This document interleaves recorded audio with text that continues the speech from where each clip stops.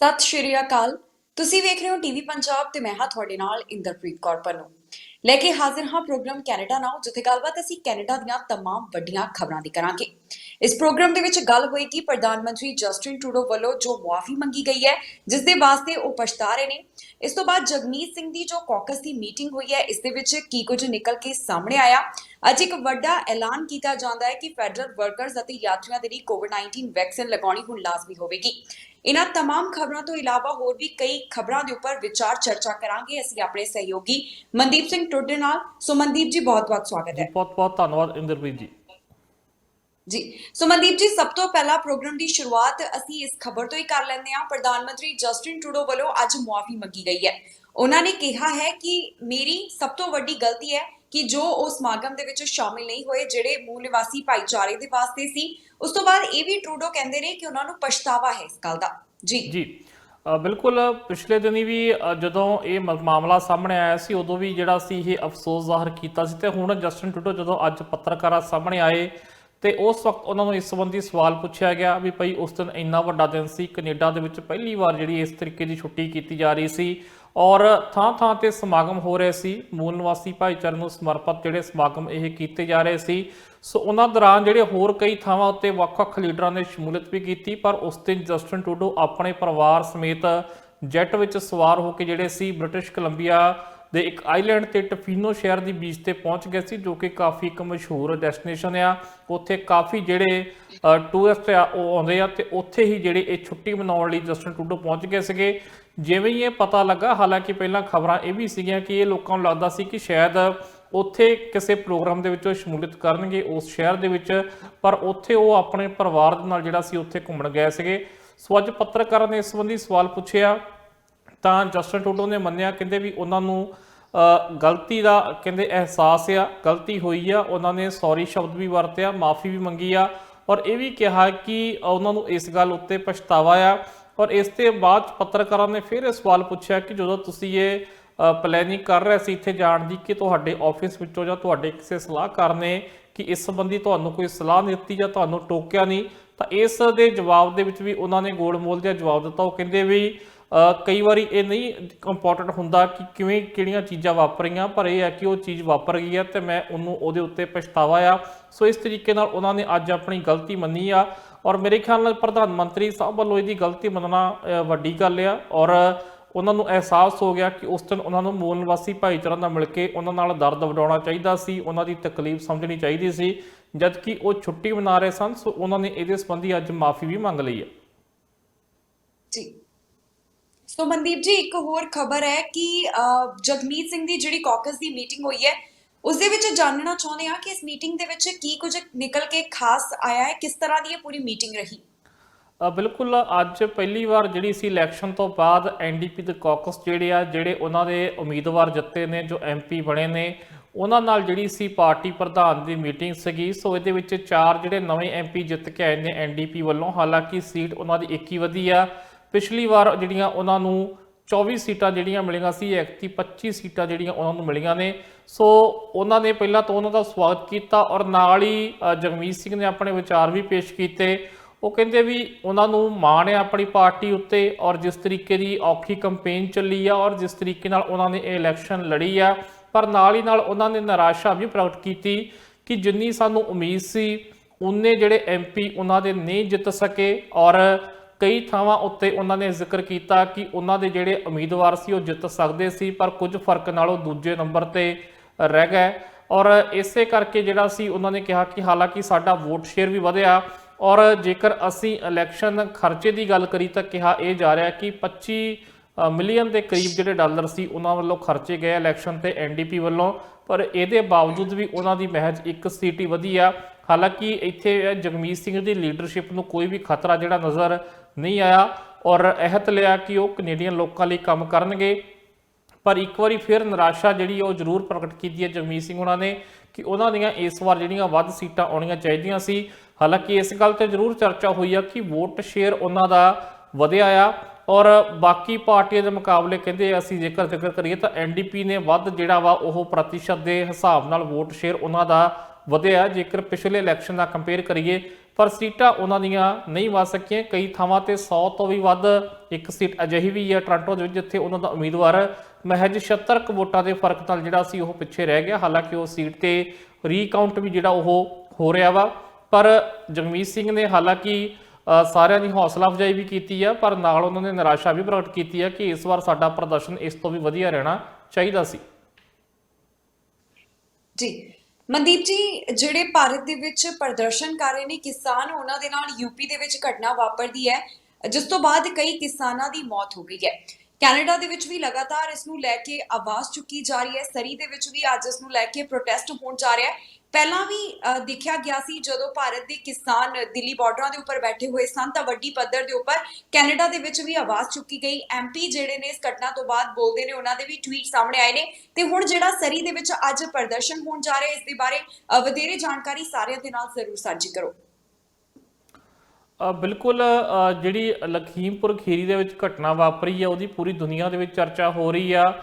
ਪਹਿਲਾਂ ਜਿਹੜਾ ਪਰਸੋਂ ਵੀਡੀਓ ਸਾਹਮਣੇ ਆਇਆ ਸੀ ਉਹ ਥੋੜਾ ਧੁੰਦਲਾ ਸੀਗਾ ਕਿਉਂਕਿ ਉਹ ਇੱਕ ਫੋਨ ਦੇ ਉੱਤੋਂ ਜਿਹੜਾ ਵੀਡੀਓ ਬਣਾਇਆ ਗਿਆ ਸੀ, ਸੋ ਇੰਨਾ ਕਲੀਅਰ ਨਹੀਂ ਸੀ।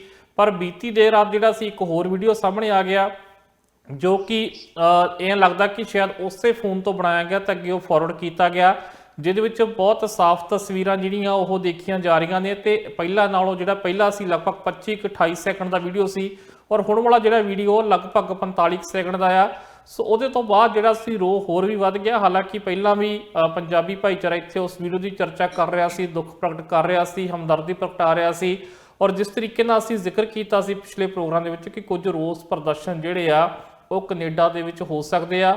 ਸੋ ਇਸੇ ਤਹਿਤ ਅੱਜ ਜਿਹੜਾ ਸਰੀ ਦੇ ਵਿੱਚ ਜਿਹੜਾ ਸਰੀ 'ਚ ਭਾਰਤੀ ਪਾਸਪੋਰਟ ਦਫ਼ਤਰ ਆ ਉਹਦੇ ਬਾਹਰ ਜਿਹੜਾ ਵਾ ਪੰਜਾਬੀ ਜਿਹੜੇ ਆ ਕੁਝ ਕਿਸਾਨ ਸਮਰਥਕ ਜਿਹੜੇ ਆ ਉਹਨਾਂ ਵੱਲੋਂ ਇੱਕ ਰੋਸ ਪ੍ਰਦਰਸ਼ਨ ਰੱਖਿਆ ਗਿਆ। ਸੋ ਇੱਥੇ ਅੱਜ ਕੈਨੇਡਾ ਦੇ ਹਿਸਾਬ ਨਾਲ 4 ਵਜੇ ਜਿਹੜਾ ਇਹ ਰੋਸ ਪ੍ਰਦਰਸ਼ਨ ਹੋਵੇਗਾ।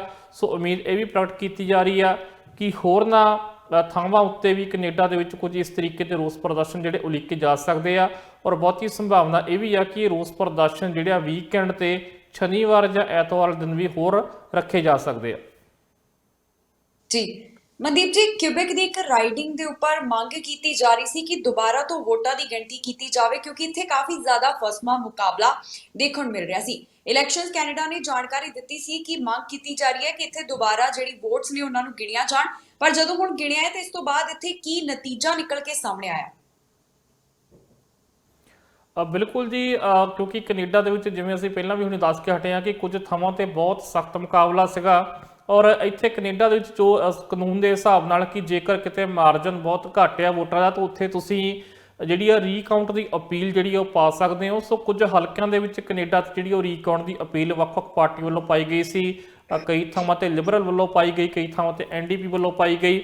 ਸੋ ਇਸੇ ਤਰੀਕੇ ਨਾਲ ਕਿਊਬੈਕ ਦੀ ਇੱਕ ਰਾਈਡਿੰਗ ਉੱਤੇ ਜਿਹੜੀ ਸੀ ਉਹ ਲਿਬਰਲ ਵੱਲੋਂ ਰੀਕਾਊਂਟ ਦੀ ਅਪੀਲ ਪਾਈ ਗਈ ਸੀ, ਜਿੱਥੇ ਕਿ ਜਿਹੜਾ ਬਲਾਕ ਕਿਊਬੈਕ ਦਾ ਉਮੀਦਵਾਰ ਸੀਗਾ ਉਹ 286 ਵੋਟਾਂ ਨਾਲ ਜਿਹੜਾ ਅੱਗੇ ਸੀਗਾ, ਸੋ ਉਹਨੂੰ ਜੇਤੂ ਕਰਾਰ ਦਿੱਤਾ ਗਿਆ ਸੀਗਾ। ਪਰ ਉਸ ਤੋਂ ਬਾਅਦ ਜਿਹੜੇ ਲਿਬਰਲ ਉਮੀਦਵਾਰ ਸੀ ਉਹਨਾਂ ਨੇ ਰੀਕਾਊਂਟ ਲਈ ਕਿਹਾ ਤੇ ਉੱਥੇ ਅੱਜ ਰੀਕਾਊਂਟ ਮੁਕੰਮਲ ਹੋਇਆ। ਸੋ ਇਹ ਸੀਟ ਉੱਤੇ ਬਾਜੀ ਇਸ ਵਕਤ ਪਲਟ ਗਈ ਆ। ਸੋ ਕਿਊਬੈਕ ਵਿੱਚ ਹੁਣ ਇਹ ਸੀਟ ਜਿਹੜੀ ਆ ਬਲਾਕ ਕਿਊਬੈਕ ਦੇ ਖਾਤੇ ਚੋਂ ਨਿਕਲ ਕੇ ਲਿਬਰਲ ਪਾਰਟੀ ਦੇ ਖਾਤੇ ਵਿੱਚ ਪੈ ਗਈ ਆ ਔਰ ਸਿਰਫ ਤੇ ਸਿਰਫ 12 ਵੋਟਾਂ ਦੇ ਫਰਕ ਨਾਲ ਜਿਹੜੀ ਉੱਥੇ ਜਿੱਤ ਪ੍ਰਾਪਤ ਹੋਈ ਆ। ਹਾਲਾਂਕਿ ਜਿਹੜੇ ਅਫੀਸ਼ੀਅਲ ਨੰਬਰ ਆ ਜੇਕਰ ਇਹੀ ਫਰਕ ਰਹਿੰਦਾ ਆ ਤਾਂ 159 ਤੋਂ ਹੁਣ 160 ਸੀਟਾਂ ਜਿਹੜੀਆਂ ਉਹ ਹੋ ਸਕਦੀਆਂ ਨੇ ਇਸ ਵਕਤ ਜਸਟਿਨ ਟਰੂਡੋ ਹੁਣਾਂ ਦੀ ਪਾਰਟੀ ਦੀਆਂ। ਪਰ ਹਾਲੇ ਵੀ ਅਸੀਂ ਦੇਖਣਾ ਬਣਦਾ ਕਿ ਇਸ ਤੋਂ ਬਾਅਦ ਕੋਈ ਹੋਰ ਕਾਨੂੰਨ ਨਾ ਹੋਵੇ ਕਿਉਂਕਿ ਮਹਿਜ 12 ਵੋਟਾਂ ਦਾ ਫਰਕ ਆ। ਸੋ 12 ਵੋਟਾਂ ਦੇ ਫਰਕ ਤੇ ਦੁਬਾਰਾ ਕੋਈ ਰੀਕਾਊਂਟ ਹੁੰਦਾ ਆ ਜਾਂ ਕੋਈ ਹੋਰ ਕਾਨੂੰਨ ਆ, ਕੋਈ ਕਾਨੂੰਨੀ ਘੁੰਡੀ ਹੋਈ ਤਾਂ ਉਸ ਉੱਤੇ ਵੀ ਦੇਖਣਾ ਪਵੇਗਾ। ਪਰ ਫਿਲਹਾਲ ਲੱਗ ਇਹ ਰਿਹਾ ਕਿ ਜਿਹੜੀ ਸੀਟ ਹੈ ਬਲਾਕ ਕਿਊਬੈਕ ਦੇ ਖਾਤੇ ਵਿੱਚ ਸੀ 286 ਵੋਟਾਂ ਦੇ ਫਰਕ ਨਾਲ, ਹੁਣ 12 ਵੋਟਾਂ ਦੇ ਫਰਕ ਨਾਲ ਫਿਲਹਾਲ ਉਹ ਲਿਬਰਲ ਦੇ ਹੱਕ ਦੇ ਵਿੱਚ ਜਾਂਦੀ ਦਿਖਾਈ ਦੇ ਰਹੀ ਆ। ਜੀ ਬਿਲਕੁਲ ਮਨਦੀਪ ਜੀ, ਇੱਕ ਅੱਜ ਵੱਡਾ ਐਲਾਨ ਕੋਵਿਡ-19 ਵੈਕਸੀਨ ਦੇ ਨਾਲ ਜੁੜਿਆ ਸਰਕਾਰ ਵੱਲੋਂ ਕੀਤਾ ਗਿਆ ਹੈ, ਜਿੱਥੇ ਹੁਣ ਜਿਹੜੇ ਫੈਡਰਲ ਵਰਕਰਸ ਨੇ ਤੇ ਯਾਤਰੀ ਨੇ ਉਹਨਾਂ ਦੇ ਵਾਸਤੇ ਜ਼ਰੂਰੀ ਹੋਵੇਗਾ ਕਿ ਉਹ ਕੋਵਿਡ-19 ਵੈਕਸੀਨ ਦੇ ਦੋਨੋਂ ਸ਼ਾਟ ਲਗਵਾ ਲੈਣ। ਆਪਣੀ ਕੈਂਪੇਨਿੰਗ ਦੇ ਦੌਰਾਨ ਲਗਾਤਾਰ ਪ੍ਰਧਾਨ ਮੰਤਰੀ ਇਸ ਗੱਲ ਦੇ ਉੱਪਰ ਜ਼ੋਰ ਦਿੰਦੇ ਰਹੇ ਨੇ ਕਿ ਜੇਕਰ ਉਹ ਸੱਤਾ ਦੇ ਵਿੱਚ ਮੁੜ ਤੋਂ ਆਉਣਗੇ ਤਾਂ ਫਿਰ ਉਹਨਾਂ ਵੱਲੋਂ ਪਹਿਲ ਦੇ ਆਧਾਰ ਦੇ ਉੱਪਰ ਲਾਜ਼ਮੀ ਵੈਕਸੀਨੇਸ਼ਨ ਦੇ ਨਾਲ ਸੰਬੰਧਿਤ ਐਲਾਨ ਕੀਤਾ ਜਾਵੇਗਾ। ਪਿਛਲੇ ਦਿਨੀ ਉਹਨਾਂ ਵੱਲੋਂ ਸਰਕਾਰ ਦਾ ਫੋਕਸ ਵੀ ਸਾਂਝਾ ਕੀਤਾ ਗਿਆ ਸੀ ਕਿ ਵੈਕਸੀਨੇਸ਼ਨ ਸੰਬੰਧੀ ਜਿਹੜਾ ਐਲਾਨ ਹੈ ਉਹਨਾਂ ਵੱਲੋਂ ਕੀਤਾ ਜਾਵੇਗਾ। ਅੱਜ ਇਹ ਜਿਹੜਾ ਐਲਾਨ ਹੋ ਚੁੱਕਿਆ ਹੈ, ਇਸ ਨੂੰ ਕਿਸ ਤਰ੍ਹਾਂ ਦੇਖਦੇ ਹੋ? ਬਿਲਕੁਲ, ਇਹ ਤਾਂ ਅਸੀਂ ਜਦੋਂ ਇਲੈਕਸ਼ਨ ਵਿੱਚ ਵੀ ਦੱਸ ਰਹੇ ਸੀਗੇ ਕਿ ਜਸਟਿਨ ਟਰੂਡੋ ਜਿਹੜੇ ਵਾਅਦੇ ਕਰ ਰਹੇ ਨੇ, ਉਹਦੇ ਵਿੱਚ ਉਹਨਾਂ ਨੇ ਕਾਫੀ ਇਸ ਗੱਲ ਤੇ ਪ੍ਰਚਾਰ ਕੀਤਾ ਸੀ ਕਿ ਉਹ ਇਸ ਹੱਕ ਵਿੱਚ ਨੇ ਕਿ ਜਿਹੜੀ ਵੈਕਸੀਨੇਸ਼ਨ ਹੈ ਉਹ ਮੈਂਡੇਟਰੀ ਹੋਵੇ। ਉਹ ਕਹਿੰਦੇ ਸੀ ਕਿ ਕੋਈ ਵੀ ਪਬਲਿਕ ਟਰਾਂਸਪੋਰਟ ਦੇ ਵਿੱਚ ਵੀ ਅਸੀਂ ਵੈਕਸੀਨੇਸ਼ਨ ਜਿਹੜੀ ਆ ਮੈਂਡੇਟਰੀ ਕਰਾਂਗੇ, ਜਿਹੜੇ ਯਾਤਰੀ ਕੈਨੇਡਾ ਆਉਣਗੇ ਉਹਨਾਂ ਲਈ ਵੀ ਕਰਾਂਗੇ। ਸੋ ਹੁਣ ਇਹ ਅਸੀਂ ਕਹਿ ਸਕਦੇ ਹਾਂ ਕਿ ਜਿਹੜਾ ਪਹਿਲਾ ਵੱਡਾ ਐਲਾਨ ਆ ਚੋਣਾਂ ਤੋਂ ਬਾਅਦ ਇਹੀ ਹੋਇਆ ਕਿ ਜਿਹੜੀ ਵੈਕਸੀਨੇਸ਼ਨ ਆ ਲਗਭਗ ਸਿੱਧੇ ਢੰਗ ਨਾਲ ਜਿਹੜੀ ਉਹ ਮੈਂਡੇਟਰੀ ਕਰ ਦਿੱਤੀ ਗਈ ਆ, ਕਿਉਂਕਿ ਜਿਹੜਾ ਅੱਜ ਘੇਰਾ ਇੱਕ ਵਧਾਇਆ ਗਿਆ ਜਿਹੜੀ ਵੈਕਸੀਨੇਸ਼ਨ ਮੈਂਡੇਟਰੀ ਦਾ ਮੈਂਡੇਟ ਦਾ, ਉਹਦੇ ਵਿੱਚ ਕਾਫੀ ਕੁਝ ਜਿਹੜਾ ਕਵਰ ਹੋ ਜਾਂਦਾ। ਸਭ ਤੋਂ ਪਹਿਲਾਂ ਮੋਟੇ ਤੌਰ ਤੇ ਜੇਕਰ ਅਸੀਂ ਗੱਲ ਕਰ ਲਈ ਕਿ ਜਿਹੜੇ ਫੈਡਰਲ ਮੁਲਾਜ਼ਮ ਨੇ, ਹਾਲਾਂਕਿ ਪਹਿਲਾਂ ਵੀ ਇਹ ਐਲਾਨ ਕੀਤਾ ਗਿਆ ਸੀਗਾ, ਪਰ ਇਸ ਵਾਰ ਇਹ ਵੀ ਕੀਤਾ ਗਿਆ ਕਿ ਫੈਡਰਲ ਮੁਲਾਜ਼ਮਾਂ ਦੇ ਨਾਲ ਜਿਹੜੇ ਸਰਕਾਰੀ ਬਿਲਡਿੰਗਾਂ ਵਿੱਚ ਹੋਰ ਲੋਕ ਕੰਮ ਕਰਦੇ ਨੇ, ਜਿਹੜੇ ਠੇਕੇਦਾਰ ਨੇ, ਜਿਹੜੇ ਉੱਥੇ ਕੰਟਰੈਕਟ ਲੈਂਦੇ ਨੇ, ਚਾਹੇ ਉਹਦੇ ਵਿੱਚ ਕਲੀਨਿੰਗ ਸਟਾਫ ਦੀ ਤੱਕ ਅਸੀਂ ਗੱਲ ਕਰੀਏ, ਇਸ ਤੋਂ ਉੱਪਰ ਜੇਕਰ ਦਾ ਬਾਕੀ ਸਟਾਫ ਆ, ਉਹਨਾਂ ਸਾਰਿਆਂ ਲਈ ਹੁਣ ਜਿਹੜੀ ਵੈਕਸੀਨੇਸ਼ਨ ਆ ਉਹ ਲਾਜ਼ਮੀ ਆ। ਔਰ ਸਮਾਂ ਦਿੱਤਾ ਗਿਆ ਇਸ ਮਹੀਨੇ ਦੇ ਅੰਤ ਤੱਕ 29-30 ਅਕਤੂਬਰ ਤੱਕ ਜਿਹੜਾ ਉਹਨਾਂ ਦਾ ਵੈਕਸੀਨੇਟ ਹੋਣਾ ਲਾਜ਼ਮੀ ਆ। ਔਰ ਇਸ ਤੋਂ ਇਲਾਵਾ ਜੇਕਰ ਅਸੀਂ ਗੱਲ ਕਰੀਏ, ਜੇਕਰ ਕਿਸੇ ਨੇ ਕੈਨੇਡਾ ਆਉਣਾ, ਹਾਲਾਂਕਿ ਪਹਿਲਾਂ ਵੀ ਸ਼ਰਤ ਲਾਗੂ ਆ, ਪਰ ਇੱਥੇ ਡੋਮੈਸਟਿਕ ਲੈਵਲ ਤੇ ਵੀ ਹੁਣ ਜੇਕਰ ਕਿਸੇ ਨੇ ਜਹਾਜ਼ 'ਚ ਬੈਠਣਾ ਆ ਤਾਂ ਉਹਦੇ ਵੈਕਸੀਨ ਲੱਗੀ ਹੋਣੀ ਚਾਹੀਦੀ ਆ। ਇਸ ਤੋਂ ਇਲਾਵਾ ਜੇਕਰ ਕਿਸੇ ਨੇ ਬਾਈ ਟ੍ਰੇਨ ਸਫ਼ਰ ਕਰਨਾ ਆ, ਉਹਦੇ ਵੀ ਵੈਕਸੀਨ ਜਿਹੜੀ ਉਹ ਲੱਗੀ ਹੋਣੀ ਲਾਜ਼ਮੀ ਆ। ਸੋ ਇਹ ਇੱਕ ਫੈਡਰਲ ਪੱਧਰ ਉੱਤੇ ਜਿਹੜਾ ਐਲਾਨ ਕੀਤਾ ਗਿਆ ਵਾ। ਸੋ ਇਹਦੇ ਨਾਲ ਜੇਕਰ ਅਸੀਂ ਸੂਬਿਆਂ ਦੀ ਗੱਲ ਕਰੀਏ ਤਾਂ ਸੂਬਿਆਂ ਨੇ ਆਪਦੇ ਪੱਧਰ ਉੱਤੇ ਕੀਤਾ ਗਿਆ ਕਿ ਜੇਕਰ ਤੁਸੀਂ ਰੈਸਟੋਰੈਂਟ ਵਿੱਚ ਡਾਈਨ ਇਨ ਕਰਦਾ ਆ ਜਾਂ ਤੁਸੀਂ ਸੂਬਿਆਂ ਦੇ ਅੰਦਰ ਅਧਿਕਾਰਤ ਪਬਲਿਕ ਸਰਵਿਸ ਕਿਤੇ ਕੰਮ ਕਰਦੇ ਹੋ, ਤੁਸੀਂ ਪ੍ਰੋਵਿੰਸ ਤੇ ਮੁਲਾਜ਼ਮ ਹੋ, ਤਾਂ ਵੀ ਤੁਹਾਡਾ ਵੈਕਸੀਨ ਹੋਣਾ ਲਾਜ਼ਮੀ ਆ। ਸੋ ਆਪੋ ਆਪਣੇ ਪੱਧਰ ਦੇ ਉੱਤੇ ਜਿਹੜੀ ਉਹ ਵੈਕਸੀਨੇਸ਼ਨ ਰੇਟ ਨੂੰ ਵਧਾਉਣ ਲਈ ਜਿਹੜੇ ਇਸ ਤਰੀਕੇ ਦਾ ਐਲਾਨ ਕੀਤੇ ਗਏ ਆ। ਸੋ ਜਿਹੜਾ ਐਲਾਨ ਅੱਜ ਜਸਟਿਨ ਟਰੂਡੋ ਉਹਨਾਂ ਨੇ ਕੀਤਾ, ਇਹ ਵੀ ਕਾਫੀ ਵੱਡਾ ਐਲਾਨ ਆ ਔਰ ਇਹਦੇ ਵਿੱਚ ਲੱਖਾਂ ਦੀ ਗਿਣਤੀ ਵਿੱਚ ਜਿਹੜੇ ਲੋਕ ਆ ਉਹ ਕਵਰ ਹੁੰਦੇ ਨੇ। ਹਾਲਾਂਕਿ ਵੱਡੀ ਗਿਣਤੀ ਵਿੱਚ ਕੈਨੇਡਾ 'ਚ ਪਹਿਲਾਂ ਹੀ ਵੈਕਸੀਨੇਸ਼ਨ ਜਿਹੜੀ ਹੋ ਚੁੱਕੀ ਆ, ਲੋਕਾਂ ਨੇ ਆਪਣੇ ਆਪ ਹੀ ਉਤਸ਼ਾਹ ਦੇ ਨਾਲ ਜਿਹੜੀ ਵੈਕਸੀਨ ਲਗਵਾਈ ਆ। ਔਰ ਇਹਦੀ ਐਗਜ਼ਾਮਪਲ ਅਸੀਂ BC 'ਚ ਦੇਖ ਸਕਦੇ ਹਾਂ ਕਿ 88.2% ਦੀ ਲੋਕ ਹੁਣ ਤੱਕ ਜਿਹੜੀ ਆ ਪਹਿਲੀ ਡੋਜ਼ ਲਗਵਾ ਚੁੱਕੇ ਨੇ। ਮਹਿਜ 12% ਤੋਂ ਵੀ ਘੱਟ ਲੋਕ ਜਿਹੜੇ ਉਹ ਰਹਿੰਦੇ ਨੇ ਜਿਨ੍ਹਾਂ ਦੇ ਵੈਕਸੀਨੇਸ਼ਨ ਨਹੀਂ ਲੱਗੀ ਆ। ਔਰ ਹੁਣ ਉਹੀ ਜਿਹੜੇ ਲੋਕ ਰਹਿੰਦੇ ਨੇ ਉਹਨਾਂ ਨੂੰ ਵੱਖ-ਵੱਖ ਤਰੀਕਿਆਂ ਨਾਲ ਮਜਬੂਰ ਕੀਤਾ ਜਾ ਰਿਹਾ ਕਿ ਉਹ ਵੈਕਸੀਨ ਲਵਾਉਣ। ਸੋ ਜਿਸ ਤਰੀਕੇ ਨਾਲ ਅੱਜ ਪਲੇਨ 'ਚ ਯਾਤਰਾ ਕਰਨ ਵਾਲੇ, ਟ੍ਰੇਨ 'ਚ ਯਾਤਰਾ ਕਰਨ ਵਾਲੇ ਔਰ ਇਹਦੇ ਨਾਲ ਜਿਹੜੇ ਆ ਫੈਡਰਲ ਮੁਲਾਜ਼ਮ ਆ ਔਰ ਇਹਦੇ ਨਾਲ ਸਰਕਾਰੀ ਬਿਲਡਿੰਗਾਂ ਵਿੱਚ ਆਉਣ ਜਾਣ ਵਾਲੇ ਵੀ ਤੇ ਉੱਥੇ ਕੰਮ ਕਰਨ ਵਾਲੇ ਵੀ, ਸੋ ਇਹਨਾਂ ਸਾਰਿਆਂ ਦਾ ਜਿਹੜਾ ਹੁਣ ਵੈਕਸੀਨ ਜਿਹੜਾ ਲੈਣਾ ਉਹ ਲਾਜ਼ਮੀ ਆ। ਜੀ ਮਨਦੀਪ ਜੀ, ਥੈਂਕਸਗਿਵਿੰਗ ਦੇ ਤਿਉਹਾਰ ਤੋਂ ਪਹਿਲਾਂ ਹੁਣ ਲਗਾਤਾਰ ਪ੍ਰੋਵਿੰਸਸ ਦੇ ਵੱਲੋਂ ਹਦਾਇਤਾਂ ਜਾਰੀ ਕੀਤੀਆਂ ਜਾ ਰਹੀਆਂ ਨੇ, ਅਪੀਲ ਕੀਤੀ ਜਾ ਰਹੀ ਹੈ। ਬ੍ਰਿਟਿਸ਼ ਕੋਲੰਬੀਆ ਦੀ ਚਾਹੇ ਗੱਲ ਕਰੀਏ, ਹੋਰ ਕਈ ਪ੍ਰੋਵਿੰਸਸ ਦੀ ਗੱਲ ਕਰੀਏ, ਲਗਾਤਾਰ ਇਸ ਗੱਲ ਨੂੰ ਲੈ ਕੇ ਜ਼ੋਰ ਦਿੱਤਾ ਜਾ ਰਿਹਾ ਹੈ ਕਿ ਤੁਸੀਂ ਇਕੱਠ ਤਾਂ ਕਰੋ, ਪਰ ਇਕੱਠ ਬਹੁਤ ਜ਼ਿਆਦਾ ਛੋਟਾ ਹੋਣਾ ਚਾਹੀਦਾ ਹੈ ਤੇ ਇਹ ਜ਼ਰੂਰ ਸ਼ੋਰ ਕੀਤਾ ਜਾਵੇ ਕਿ ਜਿਹੜੇ ਤੁਹਾਡੇ ਗੈਸਟ ਹੋਣਗੇ ਉਹਨਾਂ ਦੇ ਕੋਵਿਡ-19 ਵੈਕਸੀਨ ਦੇ ਦੋਨੋਂ ਸ਼ਾਟ ਲੱਗੇ ਹੋਣ।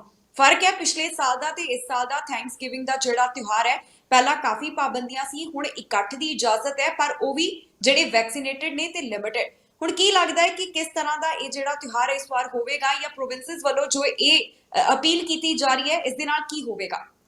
ਬਿਲਕੁਲ, ਪਿਛਲੇ ਸਾਲ ਵੀ ਜਿਹੜੇ ਤਿਉਹਾਰ ਸੀ, ਕੁਝ ਖਾਸ ਤਿਉਹਾਰ ਜਿਹੜੇ ਵੱਖ-ਵੱਖ ਭਾਈਚਾਰਿਆਂ ਦੇ ਬਹੁਤ ਜ਼ਿਆਦਾ ਪ੍ਰਭਾਵਿਤ ਹੋਏ ਸੀ। ਇੱਥੇ ਹੁਣ ਲਗਾਤਾਰ ਦੂਜੇ ਸਾਲ ਵੀ ਅਜਿਹਾ ਹੋ ਰਿਹਾ। ਜੇਕਰ ਅਸੀਂ ਸਿੱਖ ਭਾਈਚਾਰੇ ਦੀ ਗੱਲ ਕਰੀਏ ਤਾਂ ਪਿਛਲੀ ਵਾਰ ਵੀ ਬਹੁਤ ਸਾਰੇ ਨਗਰ ਕੀਰਤਨ ਜਿਹੜੇ ਉਹ ਨਹੀਂ ਨਿਕਲ ਸਕੇ ਸੀ, ਕਿਉਂਕਿ ਵੱਖ-ਵੱਖ ਸਮਿਆਂ ਤੇ ਵੱਖ-ਵੱਖ ਗੁਰੂ ਘਰਾਂ ਵੱਲੋਂ ਜਿਹੜੇ ਨਗਰ ਕੀਰਤਨ ਜਿਹੜੇ ਉਹ ਕੱਢੇ ਜਾਂਦੇ ਆ। ਪੂਰਾ ਸਾਲ ਹੀ ਕਈ ਸਹੀ ਤਾਂ ਸਰਦੀਆਂ ਨੂੰ ਥੋੜਾ ਛੱਡ ਲਈਏ ਤਾਂ ਗਰਮੀਆਂ ਵਿੱਚ ਤਾਂ ਕਈ ਜਿਹੜੇ ਨਗਰ ਕੀਰਤਨ ਉਹ ਨਿਕਲਦੇ ਆ। ਸੋ ਪਿਛਲੇ ਸਾਲ ਵੀ ਉਹ ਨਹੀਂ ਨਿਕਲੇ, ਐਤਕੀ ਵੀ ਜਿਹੜੇ ਸੀ ਉਹ ਰੱਦ ਹੋ ਗਏ, ਨਹੀਂ ਨਿਕਲੇ ਇਸੇ ਕਰਕੇ। ਔਰ ਇਸੇ ਕਰਕੇ ਹੋਰ ਜਿਹੜੇ ਤਿਉਹਾਰ ਆ ਉਹ ਵੀ ਪ੍ਰਭਾਵਿਤ ਹੋਏ ਆ। ਥੈਂਕਸਗਿਵਿੰਗ ਜਿਹੜਾ ਤਿਉਹਾਰ ਆ ਕਾਫੀ ਉਤਸ਼ਾਹ ਨਾਲ ਮਨਾਇਆ ਜਾਂਦਾ ਆ, ਪਰਿਵਾਰ ਇਕੱਠੇ ਹੁੰਦੇ ਆ ਔਰ ਕੁਝ ਲੋਕ ਸਾਂਝੇ ਤੌਰ ਤੇ ਜਿਹੜਾ ਨੂੰ ਮਨਾਉਂਦੇ ਆ। ਸੋ ਹੁਣ ਇਹੀ ਕਿਹਾ ਜਾ ਰਿਹਾ ਡਾਕਟਰਾਂ ਵੱਲੋਂ ਵੀ ਕਿ ਇਹ ਬਹੁਤ ਜ਼ਰੂਰੀ ਆ ਤੁਹਾਡੀ ਸੁਰੱਖਿਆ ਲਈ, ਤੁਹਾਡੇ ਪਰਿਵਾਰ ਦੀ ਸੁਰੱਖਿਆ ਲਈ, ਕਿ ਜਿਨ੍ਹਾਂ ਨਾਲ ਵੀ ਤੁਸੀਂ ਮਿਲ ਕੇ ਤਿਉਹਾਰ ਮਨਾ ਰਹੇ ਹੋ ਤੁਸੀਂ ਉਹਨਾਂ ਨੂੰ ਇਹ ਜ਼ਰੂਰ ਪੁੱਛੋ ਕਿ ਤੁਹਾਡੇ ਵੈਕਸੀਨ ਲੱਗੀ ਆ ਕਿ ਨਹੀਂ ਲੱਗੀ। ਜੇਕਰ ਉਹਨਾਂ ਦੇ ਵੈਕਸੀਨ ਨਹੀਂ ਲੱਗੀ ਤਾਂ ਤੁਹਾਨੂੰ ਉਹਨਾਂ ਤੋਂ ਥੋੜਾ ਜਿਹਾ ਬਚ ਕੇ ਜਿਹੜਾ ਉਹ ਰਹਿਣਾ ਪਵੇਗਾ, ਜਾਂ ਉਹਨਾਂ ਦਾ ਸੋਸ਼ਲ ਡਿਸਟੈਂਸਿੰਗ ਜਾਂ ਥੋੜੇ ਜਿਹਾ ਤੁਹਾਨੂੰ ਇਤਿਹਾਦ ਦੀ ਜਿਹੜੀ ਉਹ ਜ਼ਰੂਰਤ ਪਵੇਗੀ। ਔਰ ਇਹਦੇ ਨਾਲ ਜਿਹੜਾ ਅਗਲਾ ਤਿਉਹਾਰ ਆ ਰਿਹਾ ਹੈਲੋਵੀਨ ਦਾ, ਉਹਦੇ ਉੱਤੇ ਵੀ ਮੈਨੂੰ ਲੱਗਦਾ ਕਿ ਇਸੇ ਤਰੀਕੇ ਨਾਲ ਹਦਾਇਤਾਂ ਜਾਰੀ ਕੀਤੀਆਂ ਜਾਣਗੀਆਂ ਔਰ ਹੋ ਸਕਦਾ ਕਿ ਕੁਝ ਪਾਬੰਦੀਆਂ ਵੀ ਲਾਈਆਂ ਜਾਣ, ਕਿਉਂਕਿ ਉਸ ਤਿਉਹਾਰ ਉੱਤੇ ਰੌਣਕ ਜ਼ਿਆਦਾ ਹੁੰਦੀ ਆ। ਜਿਹੜੇ ਬੱਚੇ ਆ ਉਹ ਵੱਖ-ਵੱਖ ਘਰਾਂ 'ਚ ਜਾਂਦੇ ਆ, ਸੋ ਉੱਥੋਂ ਜਾ ਕੇ ਚਾਕਲੇਟਸ, ਕਿਉਂਕਿ ਬਹੁਤ ਜ਼ਿਆਦਾ ਜਿਹੜਾ ਵਾ ਉਹ ਐਕਸਪੋਜ਼ਰ ਦਾ ਖਤਰਾ ਹੋ ਜਾਂਦਾ ਆ। ਸੋ ਬਾਕੀ ਵੈਕਸੀਨ ਦਾ ਵੀ ਇਸ ਵਕਤ ਧਿਆਨ ਦਿੱਤਾ ਜਾ ਰਿਹਾ, ਪ੍ਰਚਾਰ ਵੀ ਕੀਤਾ ਜਾ ਰਿਹਾ ਕਿ ਵੈਕਸੀਨ ਤੁਸੀਂ ਵੀ ਲਗਵਾਓ ਤੇ ਜਿਨ੍ਹਾਂ ਤੁਸੀਂ ਤਿਉਹਾਰ ਮਨਾਉਣਾ ਆ ਉਹਨਾਂ ਦੇ ਵੈਕਸੀਨ ਜਿਹੜੀ ਉਹ ਲੱਗੀ ਵੀ ਹੋਣੀ ਚਾਹੀਦੀ ਆ। ਸੋ ਆਉਣ ਵਾਲੇ ਦਿਨਾਂ 'ਚ ਹੋਰ ਵੀ ਜਿਹੜੀਆਂ ਹਦਾਇਤਾਂ ਹੋਣਗੀਆਂ ਅਸੀਂ ਵੀ ਸਾਂਝੀਆਂ ਕਰਾਂਗੇ, ਔਰ ਨਜ਼ਰ ਵੀ ਰਹੇਗੀ ਕਿ ਹੋਰ ਕਿਹੜੀਆਂ ਹਦਾਇਤਾਂ ਪੇਸ਼ ਕੀਤੀਆਂ ਜਾਂਦੀਆਂ ਨੇ। ਜੀ, ਕਿਊਬਿਕ ਤੋਂ ਵੀ ਇੱਕ ਜਾਣਕਾਰੀ ਸਾਹਮਣੇ ਆਈ ਸੀ ਕਿ ਜਿਸ ਤਰ੍ਹਾਂ ਬਹੁਤ ਸਾਰੇ ਅਜਿਹੇ ਹੈਲਥ ਕੇਅਰ ਵਰਕਰਸ ਨੇ ਜਿਨ੍ਹਾਂ ਨੇ ਅਜੇ ਤੱਕ ਕੋਵਿਡ-19 ਵੈਕਸੀਨ ਨਹੀਂ ਲਗਾਈ, 7000 ਦੇ ਕਰੀਬ ਇਹਨਾਂ ਫਰੰਟਲਾਈਨ ਵਰਕਰਸ ਦੀ ਗਿਣਤੀ ਦੱਸੀ ਜਾ ਰਹੀ ਹੈ। ਕਿਊਬਿਕ ਦੇ ਵੱਲੋਂ ਬੜੀ ਹੀ ਸਖਤੀ ਨਾਲ ਐਲਾਨ ਕੀਤਾ ਗਿਆ ਸੀ ਕਿ ਜਾਂ ਤਾਂ ਕੋਵਿਡ-19 ਵੈਕਸੀਨ ਦੇ ਦੋਨੋਂ ਸ਼ਾਟ ਲਗਵਾ ਲਓ ਜਾਂ ਫਿਰ ਤੁਹਾਨੂੰ ਸਸਪੈਂਸ਼ਨ ਦਾ ਸਾਹਮਣਾ ਕਰਨਾ ਪਵੇਗਾ। ਇਸ ਤੋਂ ਬਾਅਦ ਕੁਝ ਮਾਹਰ ਕਹਿਣ ਲੱਗੇ ਕਿ ਜੇਕਰ ਇਹਨਾਂ ਵਰਕਰਸ ਨੂੰ ਕੱਢਿਆ ਜਾਵੇਗਾ, ਸਸਪੈਂਡ ਕੀਤਾ ਜਾਵੇਗਾ ਤਾਂ ਇੱਥੇ ਜਿਹੜੀ ਸਟਾਫ ਹੈ ਉਸ ਦੀ ਸ਼ਾਰਟੇਜ ਆ ਸਕਦੀ ਹੈ। ਦੂਜੇ ਪਾਸੇ ਅੱਜ ਕਿਊਬਿਕ ਦੇ ਪ੍ਰੀਮੀਅਰ ਕਹਿੰਦੇ ਨੇ ਕਿ ਜੋ ਉਹਨਾਂ ਵੱਲੋਂ ਐਲਾਨ ਕੀਤਾ ਗਿਆ ਇਸੇ ਤਰ੍ਹਾਂ ਹੀ ਉਸ ਦੇ ਉੱਪਰ ਉਹ ਅਟਲ ਰਹਿਣਗੇ। ਸੋ ਮਨਦੀਪ ਜੀ, ਇਸ ਐਲਾਨ ਨੂੰ ਕਿਸ ਤਰ੍ਹਾਂ ਦੇਖਦੇ ਹੋ ਤੇ ਜੋ ਅੱਜ ਫਿਰ ਤੋਂ ਪ੍ਰੀਮੀਅਰ ਵੱਲੋਂ ਗੱਲ ਕਹੀ ਗਈ ਹੈ ਇਸ ਦੇ ਬਾਰੇ ਕੀ ਵਿਚਾਰ ਨੇ? ਬਿਲਕੁਲ ਜੀ, ਜੇਕਰ ਅਸੀਂ ਕਿਊਬਿਕ ਦੀ ਗੱਲ ਕਰੀਏ ਤਾਂ ਅਕਸਰ ਪਹਿਲਾਂ ਵੀ ਸਖਤ ਫੈਸਲੇ ਜਿਹੜੀ ਉੱਥੇ ਦੀ ਸਰਕਾਰ ਜਿਹੜੀ ਉਹ ਜਾਣੀ ਜਾਂਦੀ ਹੈ, ਸੋ ਵੀ ਇੱਕ ਸਖਤ ਫੈਸਲਾ ਸੀਗਾ।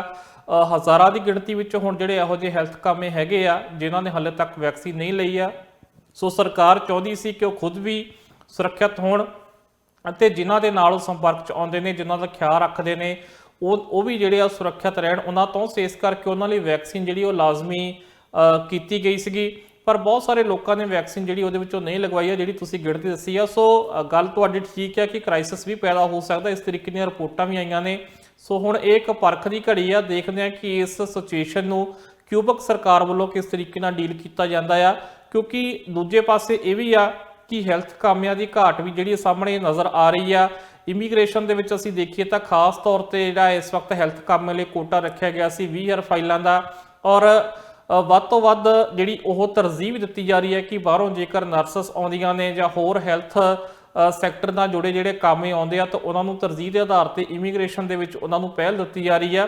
ਸੋ ਇਸੇ ਕਰਕੇ ਆ ਕਿਉਂਕਿ ਹੈਲਥ ਸਿਸਟਮ ਦੇ ਵਿੱਚ ਇਸ ਕੋਵਿਡ ਤੋਂ ਬਾਅਦ ਇਸ ਗੱਲ ਦੀ ਕਮੀ ਮਹਿਸੂਸ ਹੋਈ ਆ ਕਿ ਹੈਲਥ ਉੱਤੇ ਹੋਰ ਕੰਮ ਕਰਨ ਦੀ ਲੋੜ ਹੈ। ਹੈਲਥ ਸੈਕਟਰ ਦੇ ਵਿੱਚ ਹੈਲਥ ਸੇਵਾਵਾਂ ਲਈ ਜਿਹੜਾ ਵਾ ਲੋਕਾਂ ਨੂੰ ਹੋਰ ਸੌਖੇ ਢੰਗ ਨਾਲ ਇਲਾਜ ਤੇ ਵੱਧ ਜਿਹੜੀ ਸਹੂਲਤ ਦੇਣ ਲਈ ਜਿਹੜੀ ਉੱਤੇ ਜ਼ੋਰ ਦੇਣ ਦੀ ਲੋੜ ਹੈ, ਤੇ ਉਹ ਲਈ ਵੱਧ ਸਟਾਫ ਦੀ ਲੋੜ ਜਿਹੜੀ ਆ ਉਹ ਮਹਿਸੂਸ ਹੋ ਰਹੀ ਆ। ਸੋ ਹੁਣ ਦੇਖਣਾ ਇਹੀ ਬਣਦਾ ਆ, ਕਿਉਂਕਿ ਸਰਕਾਰ ਦਾ ਸਖਤ ਫੈਸਲਾ ਸੀ ਕਿ ਉਹਨਾਂ ਨੂੰ ਜਿਹੜਾ ਵਾ ਅਨਪੇਡ ਲੀਵ ਉੱਤੇ ਭੇਜਿਆ ਜਾ ਸਕਦਾ ਆ ਜਾਂ ਉਹਨਾਂ ਦੀ ਜਿਹੜੀ ਨੌਕਰੀ ਆ ਉਹ ਵੀ ਖਤਰੇ 'ਚ ਪੈ ਸਕਦੀ ਆ। ਸੋ ਹੁਣ ਦੇਖਣਾ ਹੈ ਕਿ ਇਹ ਸਰਕਾਰ ਕਿਵੇਂ ਕਰਦੀ ਆ, ਉਸ ਸਥਿਤੀ ਨੂੰ ਕਿਵੇਂ ਹੈਂਡਲ ਕਰਦੀ ਆ, ਉਹਦੀ ਥਾਂ ਤੇ ਹੋਰ ਜਿਹੜੇ ਹੈਲਥ ਵਰਕਰ ਆ ਉਹ ਕਿਵੇਂ ਲੈ ਕੇ ਆਉਂਦੇ ਆ, ਜਾਂ ਕਿੰਨੇ ਹੋਰ ਹੈਲਥ ਵਰਕਰ ਹੋਣਗੇ ਜੋ ਆਪਣਾ ਫੈਸਲਾ ਬਦਲਦੇ ਨੇ, ਵੈਕਸੀਨ ਲਵਾਉਂਦੇ ਨੇ। ਕਿਉਂਕਿ ਅਸੀਂ ਦੇਖਿਆ ਕਿ ਬਹੁਤ ਸਾਰੇ ਲੋਕ ਇਸ ਤਰੀਕੇ ਦੇ ਸੀਗੇ ਜਿਹੜੇ ਪਹਿਲਾਂ ਪ੍ਰਦਰਸ਼ਨ ਵੀ ਕਰਦੇ ਸੀ ਉਹ ਵੈਕਸੀਨ ਦੇ ਵਿਰੋਧ ਦੇ ਵਿੱਚ, ਪਰ ਹੁਣ ਉਹਨਾਂ ਨੇ ਵੈਕਸੀਨ ਲਗਵਾ ਵੀ ਲਈ ਆ ਤੇ ਉਹ ਖੁਦ ਵੀ ਅਪੀਲ ਕਰ ਰਹੇ ਹੋਰਾਂ ਨੂੰ ਵੀ ਤੁਸੀਂ ਵੈਕਸੀਨ ਲਗਵਾ ਲਓ। ਪਰ ਬਹੁਤ ਸਾਰੇ ਲੋਕ ਹਲੇ ਅੜੇ ਵੀ ਹੋਏ ਨੇ। ਸੋ ਦੇਖਦੇ ਹਾਂ ਕਿ ਇਸ ਸਿਚੁਏਸ਼ਨ ਨਾਲ ਕਿਸ ਤਰੀਕੇ ਨਾਲ ਡੀਲ ਕਰਦੀ ਹੈ ਸਰਕਾਰ। ਫਿਲਹਾਲ ਆਪਣੇ ਰਵੱਈਏ ਤੇ ਉਹ ਕਾਇਮ ਹੈ। ਮਾਮਲਾ ਸਾਹਮਣੇ ਆਇਆ ਜਿੱਥੇ ਰਾਤ ਇਸ ਸਮੇਂ ਗੋਲੀਆਂ ਚੱਲੀਆਂ ਨੇ। ਜਿਹੜਾ ਪੀੜਤ ਹੈ ਉਸਦਾ ਨਾਮ ਤੇ ਪਹਿਚਾਣ ਪੁਲਿਸ ਵੱਲੋਂ ਫਿਲਹਾਲ ਸਾਂਝੀ ਨਹੀਂ ਕੀਤੀ ਗਈ, ਪਰ ਉਹਨਾਂ ਦਾ ਕਹਿਣਾ ਹੈ ਕਿ ਹੁਣ ਹੋਮਿਸਾਈਡ ਇਨਵੈਸਟੀਗੇਸ਼ਨ ਟੀਮ ਵੱਲੋਂ ਇਸ ਮਾਮਲੇ ਦੀ ਜਾਂਚ ਕੀਤੀ ਜਾ ਰਹੀ ਹੈ, ਪੜਤਾਲ ਕੀਤੀ ਜਾ ਰਹੀ ਹੈ। ਸੋ ਸਰੀ ਤੋਂ ਪਹਿਲਾਂ ਵੀ ਕਈ ਅਜਿਹੇ ਗੋਲੀਆਂ ਚੱਲਣ ਦੇ ਮਾਮਲੇ ਸਾਹਮਣੇ ਆ ਰਹੇ ਸਨ। ਫਿਲਹਾਲ ਜਿਹੜੀ ਪੁਲਿਸ ਹੈ ਉਹਨਾਂ ਨੇ ਸਪਸ਼ਟ ਨਹੀਂ ਕੀਤਾ ਕਿ ਇਸ ਦਾ ਸੰਬੰਧ ਗੈਂਗ ਕੌਨਫਲਿਕਟ ਦੇ ਨਾਲ ਹੈ ਜਾਂ ਫਿਰ ਨਹੀਂ, ਪਰ ਇਹ ਜੋ ਮਾਮਲਾ ਸਾਹਮਣੇ ਆਇਆ ਇਸ ਨੂੰ ਕਿਸ ਤਰ੍ਹਾਂ ਦੇਖਦੇ ਹੋ? ਬਿਲਕੁਲ ਕਾਫੀ ਦਰਦਨਾਕ ਮਾਮਲਾ ਆ। ਸਰੀ ਦੀ 122 ਤੇ 80 ਸਟਰੀਟ ਦੇ ਉੱਤੇ ਰਾਤੀ 10 ਵਜੇ ਦੇ ਕਰੀਬ ਜਿਹੜੀ ਸੀ ਗੋਲੀ ਚੱਲੀ ਸੀ। ਸੋ ਉਹਦੇ ਵਿੱਚ ਇੱਕ ਜਿਹੜਾ ਨੌਜਵਾਨ ਸੀ ਉਹਦੀ ਮੌਤ ਦੀ ਖਬਰ ਜਿਹੜੀ ਹੈ ਸਾਹਮਣੇ ਆ ਰਹੀ ਆ। ਸੋ ਪੁਲਿਸ ਨੇ ਉਹਨੂੰ ਮੌਕੇ ਤੇ ਜਿਹੜਾ ਲੱਗ ਗਿਆ ਸੀ ਕਿ ਮੌਕੇ ਤੇ ਉਹਦੀ ਮੌਤ ਹੋ ਗਈ ਸੀ ਗੋਲੀਆਂ ਲੱਗਣ ਕਾਰਨ। ਔਰ ਉਸ ਤੋਂ ਥੋੜੀ ਦੂਰ ਫਿਰ ਇੱਕ ਜਿਹੜਾ ਪਿਕਅਪ ਟਰੱਕ ਆ ਉਹ ਮਿਲਿਆ ਸੀ ਜੋ ਕਿ ਸੜ ਰਿਹਾ ਸੀ, ਜਿਹਦੀ ਅੱਗ ਬੁਝਾਈ ਗਈ, ਜਿਹਦੀਆਂ ਤਸਵੀਰਾਂ ਇਸ ਵਕਤ ਦਰਸ਼ਕ ਦੇਖ ਰਹੇ ਨੇ। ਸੋ ਸਮਝਿਆ ਇਹੀ ਜਾ ਰਿਹਾ ਕਿਉਂਕਿ ਬਹੁਤੀ ਵਾਰ ਇਹੀ ਹੁੰਦਾ ਕਿ ਜਿਹੜੇ ਵਾਹਨ ਨੂੰ ਵਾਰਦਾਤ ਲਈ ਵਰਤਿਆ ਜਾਂਦਾ ਉਸ ਤੋਂ ਬਾਅਦ ਉਹਨੂੰ ਅੱਗ ਜਿਹੜੀ ਉਹ ਲਗਾ ਦਿੱਤੀ ਜਾਂਦੀ ਆ, ਜਿਹੜੇ ਸਬੂਤ ਨਸ਼ਟ ਕਰਨ ਲਈ ਅਜਿਹਾ ਕੀਤਾ ਜਾਂਦਾ ਹੈ। ਸੋ ਪਹਿਲਾਂ ਵੀ ਇੱਕ ਵਾਰ ਨਹੀਂ ਸੈਂਕੜੇ ਵਾਰ ਜੇਕਰ ਅਸੀਂ ਕਹੀਏ ਤਾਂ ਕਾਫੀ ਵਾਰ ਜੇਕਰ ਅਸੀਂ ਕਹੀਏ ਤਾਂ ਇਸ ਤਰੀਕੇ ਨਾਲ ਜਿਹੜਾ ਉਹ ਹੋ ਚੁੱਕਾ ਆ। ਸੋ ਇਸੇ ਕਰਕੇ ਜਿਹੜਾ ਵਾ ਉਸ ਤੋਂ ਬਾਅਦ ਆਈ ਹਿੱਟ ਨੂੰ ਇਸ ਨੂੰ ਮਾਮਲੇ ਨੂੰ ਆਪਣੇ ਹੱਥ ਵਿੱਚ ਲੈ ਲਿਆ। ਔਰ ਹੁਣੀ ਜੇਕਰ ਅਸੀਂ ਇੱਕ ਗੱਲ ਕਰੀਏ ਤਾਂ ਦਰਸ਼ਕਾਂ ਲਈ ਅਪਡੇਟ ਆਈ ਆ। ਆਈ ਹਿੱਟ ਨੇ ਹੁਣੇ ਟਵੀਟ ਕੀਤਾ ਆ ਕਿ ਇਹ ਜਿਹੜਾ ਮਾਮਲਾ ਆ ਇਹ ਵੀ ਗੈਂਗ ਨਾਲ ਸੰਬੰਧਿਤ ਜਿਹੜਾ ਦੱਸਿਆ ਜਾ ਰਿਹਾ, ਜੋ ਗੈਂਗਵਾਰ ਇੱਕ ਚੱਲ ਰਹੀ ਆ ਲਗਭਗ ਮਈ ਦੇ ਮਹੀਨੇ ਵਿੱਚ ਜਿਹੜੀ ਸੀ ਇਹ ਗੈਂਗਵਾਰ ਸਿਖਰ ਤੇ ਪਹੁੰਚ ਗਈ ਸੀ ਔਰ ਉਸ ਤੋਂ ਬਾਅਦ ਫਿਰ ਪੁਲਿਸ ਨੇ ਕੁਝ ਐਕਸ਼ਨ ਲਏ ਸੀ, ਕੁਝ ਤਸਵੀਰਾਂ ਜਾਰੀ ਕੀਤੀਆਂ ਸੀ ਵੈਨਕੂਵਰ ਪੁਲਿਸ ਨੇ ਕਿ ਇਹਨਾਂ ਲੋਕਾਂ ਤੋਂ ਬਚ ਕੇ ਰਹੋ, ਇਹ ਖਤਰੇ ਵਿੱਚ ਨੇ ਤੇ ਜਿੱਥੇ ਮੌਜੂਦ ਹੋਣਗੇ ਹੋਰਾਂ ਨੂੰ ਵੀ ਖਤਰੇ 'ਚ ਪਾ ਸਕਦੇ ਨੇ। ਸੋ ਉਸ ਤੋਂ ਬਾਅਦ ਜਿਹੜਾ ਸੀ ਗ੍ਰਿਫਤਾਰੀਆਂ ਜਿਹੜੀਆਂ ਸੀ ਉਹ ਡੈਲਟਾ ਪੁਲਿਸ ਵੱਲੋਂ ਕੀਤੀਆਂ ਗਈਆਂ ਤਾਂ ਕੁਝ ਇੱਕ ਸਿਲਸਿਲਾ ਜਿਹੜਾ ਉਹ ਥੋੜਾ ਰੁਕਿਆ ਸੀਗਾ, ਪਰ ਹੁਣ ਇੱਕ ਵਾਰੀ ਫਿਰ ਗੋਲੀਆਂ ਚੱਲਣ ਦੀਆਂ ਵਾਰਦਾਤਾਂ ਸਾਹਮਣੇ ਆਉਣੀਆਂ ਸ਼ੁਰੂ ਹੋ ਗਈਆਂ ਨੇ ਤੇ ਬੀਤੀ ਰਾਤ ਜਿਹੜੀ ਆ ਇੱਕ ਨੌਜਵਾਨ ਦੀ ਮੌਤ ਹੋਈ ਆ। ਪਛਾਣ ਹਾਲੇ ਵੀ ਜਾਰੀ ਨਹੀਂ ਕੀਤੀ ਗਈ ਆ, ਪਰ ਕੁਝ ਸੋਸ਼ਲ ਮੀਡੀਆ ਤੇ ਲੋਕ ਇਹ ਦਾਅਵਾ ਕਰ ਰਹੇ ਨੇ ਕਿ 28 ਸਾਲ ਉਸ ਦੀ ਉਮਰ ਸੀ, ਹੋ ਸਕਦਾ ਕਿ ਉਹ ਪੰਜਾਬੀ ਮੂਲ ਦਾ ਨੌਜਵਾਨ ਹੋਵੇ, ਪਰ ਅਫੀਸ਼ੀਅਲ ਜਾਣਕਾਰੀ ਹਲੇ ਪੁਲਿਸ ਨੇ ਕੋਈ ਪੁਸ਼ਟੀ ਨਹੀਂ ਕੀਤੀ ਆ। ਇੰਨਾ ਆਈ ਹਿੱਟ ਨੇ ਜ਼ਰੂਰ ਟਵੀਟ ਕਰ ਦਿੱਤਾ ਆ ਕਿ ਇਹ ਇੱਕ ਟਾਰਗੇਟ ਸ਼ੂਟਿੰਗ ਸੀਗੀ, ਨਿਸ਼ਾਨਾ ਬਣਾਇਆ ਗਿਆ ਸੀ ਉਸ ਨੌਜਵਾਨ ਨੂੰ ਤੇ ਇਹਨੂੰ ਗੈਂਗ ਨਾਲ ਸੰਬੰਧਤ ਜਿਹੜਾ ਉਹ ਦੱਸਿਆ ਗਿਆ ਹੈ। ਮਨਦੀਪ ਜੀ, ਜਿਹੜੀ ਅਗਲੀ ਖਬਰ ਹੈ ਨਾ ਉਹ ਗੁਆਂਢੀ ਮੁਲਕ ਦੇ ਨਾਲ ਜੁੜੀ ਹੋਈ ਹੈ, ਅਮਰੀਕਾ ਦੇ ਨਾਲ। ਸੀਡੀਸੀ ਵੱਲੋਂ ਇੱਕ ਡਾਟਾ ਜਾਰੀ ਕੀਤਾ ਗਿਆ ਜਿਸ ਦੇ ਮੁਤਾਬਕ ਹੋਮਿਸਾਈਡ ਦੇ ਜਿਹੜੇ ਮਾਮਲੇ ਨੇ ਅਮਰੀਕਾ ਦੇ ਵਿੱਚ ਲਗਾਤਾਰ ਵਧਦੇ ਜਾ ਰਹੇ ਨੇ ਤੇ ਹੁਣ ਅਜਿਹਾ ਪਹਿਲੀ ਵਾਰ ਹੋਇਆ ਮਾਡਰਨ ਹਿਸਟਰੀ ਦੇ ਵਿੱਚ ਕਿ ਸਭ ਤੋਂ ਵੱਡਾ ਵਾਧਾ ਇਹਨਾਂ ਮਾਮਲਿਆਂ ਦੇ ਵਿੱਚ ਦਰਜ ਕੀਤਾ ਗਿਆ ਹੋਵੇ। ਬਹੁਤ ਸਾਰੀਆਂ ਅਜਿਹੀਆਂ ਅਮਰੀਕਾ ਤੋਂ ਵੀ ਮਾਮਲੇ ਜਿਹੜੇ ਨੇ ਖਬਰਾਂ ਸਾਹਮਣੇ ਆਉਂਦੀਆਂ ਨੇ, ਗੋਲੀਬਾਰੀ ਦੇ ਨਾਲ ਜੁੜੀਆਂ ਹੁੰਦੀਆਂ ਨੇ ਤੇ ਹੋਮਿਸਾਈਡ ਦੇ ਬਾਰੇ ਜਿਹੜੀ ਸੀਡੀਸੀ ਵੱਲੋਂ ਅੱਜ ਅੰਕੜਾ ਜਾਰੀ ਕੀਤਾ ਗਿਆ ਹੈ, ਇਸ ਨੂੰ ਕਿਸ ਤਰ੍ਹਾਂ ਦੇਖਦੇ ਹੋ? ਬਿਲਕੁਲ, ਅਮਰੀਕਾ ਦੇ ਵਿੱਚ ਗੋਲੀਬਾਰੀ ਦੇ ਮਾਮਲੇ ਜਿਹੜੇ ਕਾਫੀ ਵਧੇ ਨੇ, ਹੋਮਿਸਾਈਡ ਦੇ ਵੀ ਜਿਹੜੇ ਸ਼ੂਟਿੰਗਸ ਦੇ ਮਾਮਲੇ ਉਹ ਬਹੁਤ ਜ਼ਿਆਦਾ ਪਿਛਲੇ ਸਮੇਂ 'ਚ ਵਧੇ ਨੇ ਔਰ ਖਾਸ ਕਰਕੇ ਜਿਹੜਾ ਵਾ ਉੱਥੇ ਅਕਸਰ ਹੀ ਇਹ ਚਰਚਾ ਚੱਲਦੀ ਆ, ਜਿਹੜੀ ਗਨ ਲੌਬੀ ਦੇ ਸੰਬੰਧ ਵਿੱਚ ਚੱਲਦੀ ਆ, ਹਥਿਆਰਾਂ ਦਾ ਜਿਹੜਾ ਉਹ ਕਿ ਗਨ ਲੌਬੀ ਨੂੰ ਨੱਥ ਪਾਉਣੀ ਜ਼ਰੂਰੀ ਆ। ਸੋ ਅਸੀਂ ਪਹਿਲਾਂ ਵੀ ਦੇਖਿਆ ਸੀਗਾ ਕਿ ਕਾਫੀ ਮਾਮਲੇ ਸਾਹਮਣੇ ਆਏ ਸੀ ਔਰ ਅਸੀਂ ਖੁਦ ਦੇਖੀਏ ਤਾਂ ਜਿਹੜਾ ਸਾਡੇ ਭਾਈਚਾਰੇ ਵਿੱਚੋਂ, ਪੰਜਾਬੀ ਭਾਈਚਾਰੇ ਵਿੱਚੋਂ ਵੀ ਬਹੁਤ ਸਾਰੇ ਲੋਕ ਇਹਦਾ ਸ਼ਿਕਾਰ ਹੋਏ ਆ। 2-3 ਦਿਨ ਪ੍ਰੋਗਰਾਮ ਜਿਹੜਾ ਪਹਿਲਾਂ ਆਪਾਂ ਕੀਤਾ ਸੀਗਾ ਤਾਂ ਉਹਦੇ ਵਿੱਚ ਵੀ ਆਪਾਂ ਇੱਕ ਖਬਰ ਸਾਂਝੀ ਕੀਤੀ ਸੀ ਕਿ ਇੱਕ ਪੰਜਾਬੀ ਬਜ਼ੁਰਗ ਨੂੰ ਕਿਸ ਤਰੀਕੇ ਨਾਲ ਜਿਹੜਾ ਸੀ ਉਹ ਗੈਸ ਸਟੇਸ਼ਨ ਤੇ ਕੰਮ ਕਰਦਾ ਸੀ, ਉਹਨੂੰ ਗੋਲੀ ਮਾਰ ਦਿੱਤੀ ਗਈ। ਸੋ ਇਸ ਤਰੀਕੇ ਨਾਲ ਬਹੁਤ ਸਾਰੇ ਹੋਰ ਵੀ ਪੰਜਾਬੀ ਨੌਜਵਾਨ ਜਿਹੜੇ ਸ਼ਿਕਾਰ ਹੋਏ ਆ ਔਰ ਜਿਹੜੀ ਰਿਪੋਰਟ ਦਾ ਤੁਸੀਂ ਜ਼ਿਕਰ ਕਰ ਰਹੇ ਹੋ ਉਹਦੇ ਵਿੱਚ ਦੱਸਿਆ ਗਿਆ ਕਿ 30% ਪਿਛਲੇ ਸਾਲਾਂ ਨਾਲੋਂ ਜਿਹੜਾ ਵਾਧਾ ਇਸ ਸਾਲ ਜਿਹੜਾ ਦਰਜ ਕੀਤਾ ਗਿਆ, ਜੋ ਪਿਛਲੇ 1 ਸਾਲ ਦੀ ਰਿਪੋਰਟ ਆਈ ਆ, ਜੋ ਕਿ ਕਾਫੀ ਵੱਡਾ ਵਾਧਾ ਆ। ਸੋ ਲੁੱਟਮਾਰ ਦੇ ਮਾਮਲਿਆਂ ਵਿੱਚ ਵੀ ਕਈ ਵਾਰ ਇਸ ਤਰੀਕੇ ਦੀਆਂ ਵਾਰਦਾਤਾਂ ਹੁੰਦੀਆਂ ਨੇ, ਗੈਂਗਵਾਰ ਦਾ ਵੀ ਬਹੁਤ ਸਾਰੇ ਜਿਹੜੇ ਮਾਮਲੇ ਉਹ ਅਮਰੀਕਾ ਦੇ ਵਿੱਚ ਸਾਹਮਣੇ ਆਉਂਦੇ ਨੇ। ਸੋ ਕਈ ਤਰੀਕੇ ਦੇ ਜਿਹੜੇ ਉੱਥੇ ਕ੍ਰਾਈਮ ਹੁੰਦੇ ਨੇ, ਉਹਦੇ ਵਿੱਚ ਜੋ ਇਹ ਰਿਪੋਰਟ ਸਾਹਮਣੇ ਆਈ ਆ ਸੋ ਇੱਕ ਚਿੰਤਾ ਦਾ ਵਿਸ਼ਾ ਆ, ਸੋ ਜਿਹਦੇ ਵੱਲ ਜਿਹੜੀ ਧਿਆਨ ਦੇਣ ਦੀ ਲੋੜ ਆ ਔਰ ਇਹਦੇ ਤੋਂ ਕੋਈ ਵੀ ਭਾਈਚਾਰਾ ਜਿਹੜਾ ਅਛੂਤਾ ਨਹੀਂ ਆ ਤੇ ਪੰਜਾਬੀ ਭਾਈਚਾਰੇ ਦੇ ਲੋਕ ਵੀ ਇਸ ਮਾਮਲਿਆਂ ਦੇ ਵਿੱਚ ਜਿਹੜੇ ਉਹ ਸ਼ਿਕਾਰ ਹੁੰਦੇ ਰਹੇ ਨੇ। ਜੀ, ਪ੍ਰੋਗਰਾਮ ਕੈਨੇਡਾ ਨਾਓ ਦੇ ਵਿੱਚ ਅਸੀਂ ਕੈਨੇਡਾ ਦੀਆਂ तमाम ਖਬਰਾਂ ਦੇ ਉੱਪਰ ਚਰਚਾ ਕੀਤੀ ਹੈ। ਇਸੇ ਤਰ੍ਹਾਂ ਰੋਜ਼ਾਨਾ ਇਸ ਪ੍ਰੋਗਰਾਮ ਦੇ ਨਾਲ ਤੁਹਾਡੇ ਰੂਬਰੂ ਹੁੰਦੇ ਰਵਾਂਗੇ, ਜਿੱਥੇ ਗੱਲ ਕੈਨੇਡਾ ਦੀਆਂ ਕੁਝ ਖਾਸ ਤੇ ਵੱਡੀਆਂ ਖਬਰਾਂ ਦੀ ਹੋਏਗੀ। ਬਾਕੀ ਖਬਰਾਂ ਦੇ ਵਾਸਤੇ ਤੁਸੀਂ ਬਣੇ ਰਹੋ ਟੀਵੀ ਪੰਜਾਬ ਦੇ ਨਾਲ। ਫਿਲਹਾਲ ਸਾਨੂੰ ਦਿਓ ਇਜਾਜ਼ਤ।